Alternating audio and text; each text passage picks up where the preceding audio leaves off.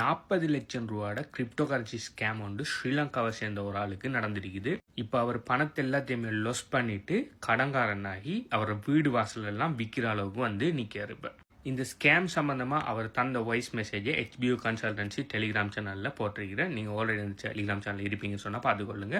அப்படி இல்லைன்னு சொன்னால் அந்த டெலிகிராம் சேனலில் லிங்க்கை நான் பயோவில் வச்சிருக்கிறேன். அப்படி அதை எங்கே எடுக்கிறேன்னு சொல்லி தெரியாட்டி இந்த வீடியோவில் கமெண்ட் பண்ணுங்கள். டெலிகிராம் சேனல் சொல்லி அதை எங்கே எடுக்கிறேன்னு சொல்லி சொல்கிறேன். அதில் போய் நீங்களே அவரோட வாய்ஸ் மெசேஜை கேட்டு என்ன நடந்துன்னு சொல்லி கிளியராக நீங்கள் தெரிஞ்சு கொள்ளலாம். இன்றைக்கி பார்த்தீங்கன்னு சொன்னால் நான் வேற ஒரு வீடியோ போடுறதுக்கு தான் நான் ப்ரிப்பேர் ஆகியிருந்தேன். ஆனால் அவர் இந்த விஷயத்தை எனக்கு அனுப்பினதுக்கு பிறகு எனக்கு ஒரு யோசனை வந்து இதே மாதிரி இன்னும் எத்தனை பேர் இதே மாதிரி ஸ்கேமில் நீங்கள் மாட்டிருப்பீங்க. இதில் ஸ்கேம்ட அவேர்னஸ் இல்லாததால் ப்ளஸ் இன்னும் எத்தனை பேர் இந்த ஸ்கேமில் இப்போ ஆல்ரெடி இப்போ மாட்டி கொஞ்சம் கொஞ்சமாக இந்த ஸ்கேமில் ப்ரொசஸில் இருப்பீங்க. ஸோ இந்த வீடியோ போடுற மூலமாக யாராவது ஒரு ஆள் இந்த வீடியோவை பார்த்து அந்த ஸ்கேமில் இருந்து தப்பிச்சாலும் அதே பெரிய விஷயம்னு சொல்லி ஒரு கவலையில் தான் இந்த வீடியோவை நான் இன்றைக்கி க்ரியேட் பண்ணுறேன். நான் ஆல்ரெடி ப்ரிப்பேர் பண்ணின வீடியோவை போடாமல்.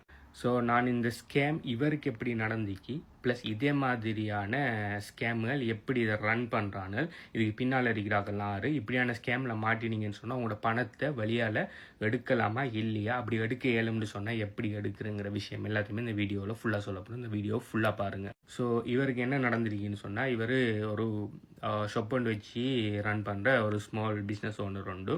இவருக்கு ஒரு சோஷியல் மீடியாவில் நான் நினைக்கிறேன் டிக்டாக்ல வந்து தாய்லாந்தில் இருக்கிற ஒரு லேடி இவருக்கு மெசேஜ் பண்ணியிருக்காங்க.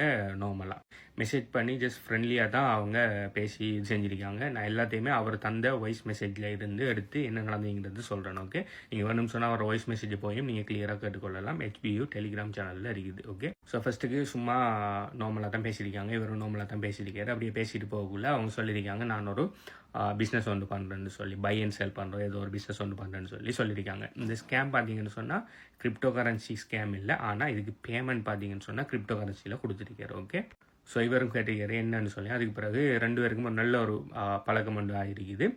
அதுக்கு பிறகு அவங்க சொல்லியிருக்காங்க ஓகே நம்ம ரெண்டு பேரும் சேர்ந்து இந்த பிஸ்னஸை செய்வோம்னு சொல்லி அவங்க என்ன செஞ்சுருக்காங்க, ஒரு பிளாட்ஃபார்ம் ஒன்று முதலாவது கிரிப்டோ எக்ஸ்சேஞ்சான பைனான்ஸில் ஒரு அக்கௌண்ட் ஒன்று இவரை க்ரியேட் பண்ண வச்சுட்டு அந்த அக்கௌண்ட் மூலமாக இவர பணத்தில் இருந்து கொஞ்சம் பணத்தை கிரிப்டோக்கு மாற்றி அந்த கிரிப்டோ மூலமாக வேறொரு தேர்ட் பார்ட்டி பிளாட்ஃபார்ம், அதுதான் ஸ்கேம். ஓகே, ஸோ அந்த ஸ்கேமில் பார்த்தீங்கன்னு சொன்னால் இவரை ஒரு சின்ன அமௌண்ட் வந்து இன்வெஸ்ட் பண்ண வச்சு அதில் பார்த்தீங்கன்னு சொன்னால் ஏதோ பை அண்ட் செல் ஏதோ ஆர்டர் ஒன்று கம்ப்ளீட் பண்ணினா அவருக்கு ஒரு கமிஷன் ஒன்று கிடைக்குமா. ஓகே, இதுதான் அந்த பிஸ்னஸ் மாடல். இது ஏதோ ஒன்றோ செஞ்சு கொடுத்தா ஒரு கமிஷன் ஒன்று கிடைக்குமான்னு சொல்லி ஃபஸ்ட்டுக்கு அவருக்கு பார்த்தீங்கன்னு சொன்னால் ஸ்ரீலங்கன் ரூபீஸ் 6000 மட்டில் ஒரு கமிஷன் ஒன்று கிடைச்சிருக்குது.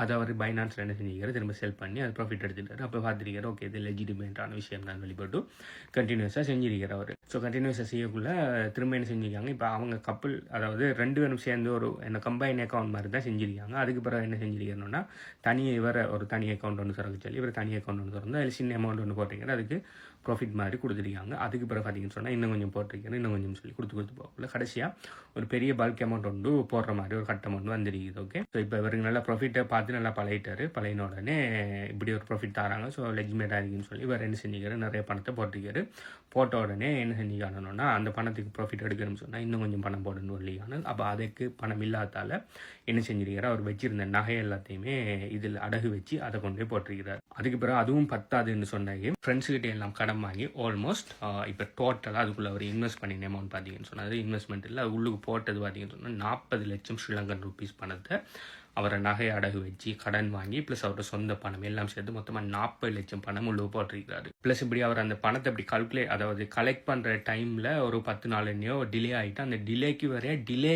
ஃபீஸ்ன்னு சொல்லி அது வரையா ஒரு $8000 இப்போ அந்த டிலே ஃபீஸ் பே பண்ணிட்டு கேட்டு நிற்கான.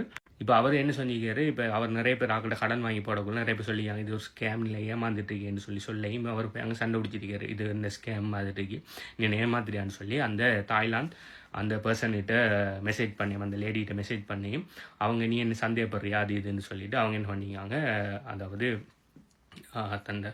அதை வார்த்தையை நான் இதில் சொல்லப்பட அந்த தப்பான முடிவு ஒன்று எடுத்திருக்காங்க.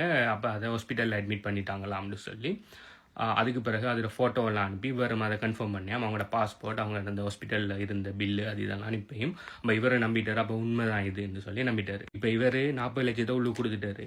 இது ஸ்கேம்னு சொல்லி இவருக்கும் விளங்கிட்டு, ஆனால் இப்போ இதை வெளியால் எடுக்கிறதுக்கு ஏதாவது வழி தெரியுமா, வழி இருக்கான்னு சொல்லி நேற்று என் வீடியோவை பார்த்துட்டு நிறைய பேர் என் வந்து மெசேஜ் பண்ணியிருந்தார், இப்படி இருக்கு எனக்கு எப்படி அந்த பணத்தை வழியாக எடுத்தாங்கன்னு சொல்லி. ஸோ இந்த பணத்தை வழியாக எடுக்கலாமா இல்லையான்னு சொல்லி நான் உங்களுக்கு சொல்கிறதுக்கு முதல் இந்த ஸ்கேம், இது ஒரு ஸ்கேம்னு சொல்லி முதல்ல நீங்கள் எல்லாரும் ஓகே, இந்த ஸ்கேம் எப்படி ரன் ஆகுங்கிற விஷயத்தை நான் உங்களுக்கு கிளியராக எக்ஸ்பிளைன் பண்ணுறேன். இந்த ஸ்கேம்ல பேரை பார்த்தீங்கன்னு சொன்னால் ROI ஸ்கேம்னு சொல்கிறேன். என்ன பண்ணுவான்னு சொன்னால் ஒரு பிஸ்னஸ் மாடல் உண்டு. அந்த பிஸ்னஸ் மாடலில் சொல்லுவானால் நாங்கள் இவர் சொல்கிற மாதிரி பை அண்ட் செல் பண்ணுறோம், காமர்ஸ் பண்ணுறோம், அப்படி இல்லாட்டி ட்ரேடிங் பண்ணுறோம், அப்படி இல்லாட்டி மைனிங் பண்ணுறோம், இப்படி எதுனாலும் ஒரு பேரன்னு சொல்லி நீங்கள் உங்களோட பணத்தை எங்களுக்கு தந்தீங்கன்னு சொன்னால் நாங்கள் இதெல்லாம் பண்ணி உங்களுக்கு பெரிய அளவில் லாபம் தருவோம். அந்த லாபத்தை பார்த்தீங்கன்னு சொன்னால் ஒரு நாளைக்கு 10%, 20%, இல்லாட்டி உங்களோட பணத்தை டபுள் பண்ணுறேன், ட்ரிபிள் பண்ணுறேன்னு சொல்லி ஒரு பெரிய ஒரு ப்ரொமிஷன் தெரியும். அப்போ நீங்கள் என்ன செய்வீங்க, ஓகே இது சரியாக விளையாண்டு பார்க்குறது ஒரு சின்ன ஒரு அமௌண்ட் ஒன்று இன்வெஸ்ட் பண்ணி பாருங்க. ஒரு $10 இன்வெஸ்ட் பண்ணணும், $20 இன்வெஸ்ட் பண்ணணும், $100 இன்வெஸ்ட் பண்ணணும், போனால் போட்டோம்னு சொல்லி ஒரு செக்கிங்க்கு நீங்கள் சின்ன ஒரு அமௌண்ட் ஒன்று முதல்ல இன்வெஸ்ட் பண்ணுவீங்க.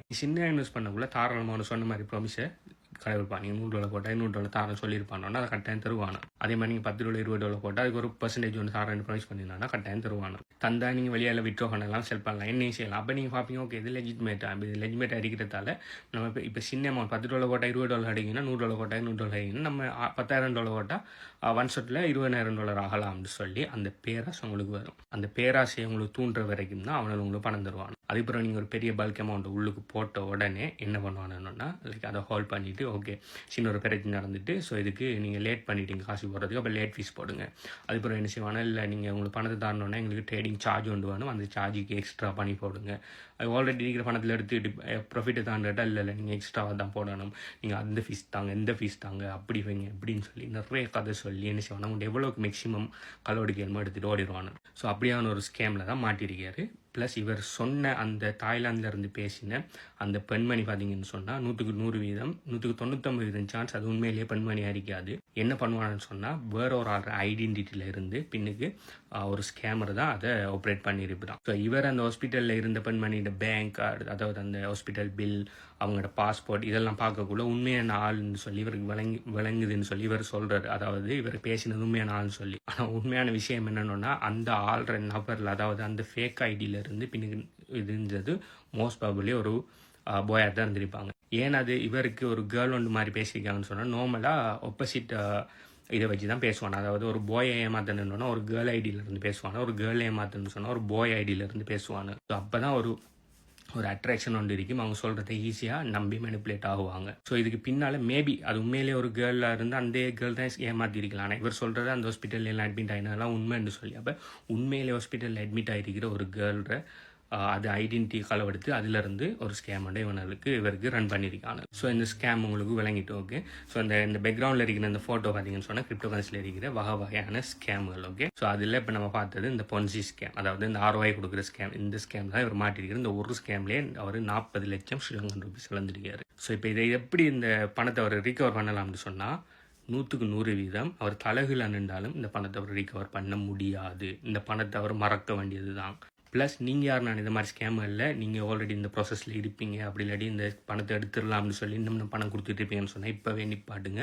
அந்த பணத்தை நீங்கள் இன்வெஸ்ட் பண்ணி இந்த மாதிரி ROI ஸ்கீமில் நீங்கள் இன்வெஸ்ட் பண்ண பணத்தை கடைசி வரையும் நீங்கள் எடுக்க முடியாது. இதை இப்போ நீங்கள் கம்ப்ளைண்ட் பண்ணுறதுக்கு நீங்கள் இது கோர்ட்ஸுக்கோ அப்படி இல்லாட்டி போலீஸுக்கோ போனீங்கன்னு சொன்னால், இப்போ ஸ்ரீலங்காவில் ப்ராப்பரான கிரிப்டோ ரெகுலேஷன்ஸ்கள் இல்லைங்கிறதால அவங்களால உங்களுக்கு ஹெல்ப் பண்ண முடியாது. நீங்கள் அதுக்கு போகிற வர செலவு, அடுத்தது நீங்கள் அதுக்கு கோர்ட்டில் போகிறது, லோயர் ஃபீஸ்ன்னு சொல்லி அதுக்கு வரையா நீங்கள் லட்சக்கணக்கில் செலவழிக்க வேண்டிய வரும். கடைசியாக ரிசல்ட் 0 தான் வரும். இதுக்கு பிறகு இவருக்கு என்ன நடக்கும்னு சொன்னால், இன்னும் ஒரு ஆள் மெசேஜ் பண்ணுவாங்க, நீங்கள் இப்படி கிரிப்டோவில் லாஸ் பண்ணிட்டீங்களா, நான் உங்களுக்கு அதை ரீகவரி பண்ணி தரேன்னு சொல்லி இன்னொரு ஆள் மெசேஜ் பண்ணுவாங்க. அது யாருன்னா அந்த கிரிப்டோ ஸ்கேமை நடத்தின அதே குரூப்பில் இருந்தால் மெசேஜ் போகும். அவருக்கு மெசேஜ் பண்ணி உங்களுக்கு அதை ரிகவர் பண்ணி தரோம், அந்த ரீகவர் பண்ணுறதுக்கு நீங்கள் இவ்வளோ பணம் வேணும்னு சொல்லி இன்னும் இந்த ரீகவர் பண்ணுறங்கிற பேரில் அவர்கிட்ட இன்னும் கொஞ்சம் பணத்தை எடுத்துட்டு ஆள் மாறிடுவாங்க.